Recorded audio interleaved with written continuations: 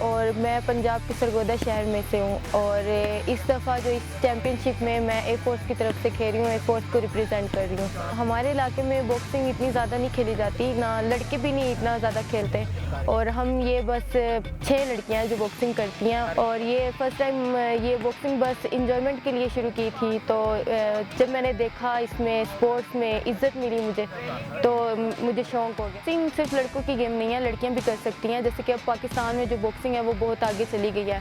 Out of countries में भी हम देखें तो लड़कियां जो हैं वो बहुत ज़्यादा आगे हैं और उनकी परफॉर्मेंस बहुत ज़्यादा बेस्ट है। तो हम लोग क्यों पीछे रहें?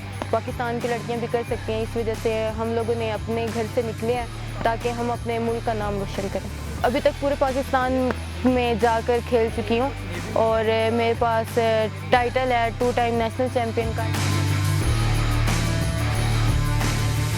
मेरे वालिद एक ओलंपिक बॉक्सर थे, पाकिस्तान के हैं और जब मैं छोटी थी तो मैंने देखा कि किस तरह वो ट्रेनिंग करते हैं, किस तरह रनिंग वगैरह। मैंने जब हमने कहा कि हम बॉक्सिंग जाएंगे, बॉक्सिंग के लिए हमें में आया तो उसने भी हमें सपोर्ट किया कि जाओ बेटी खेलो, तुम्हारी मर्जी।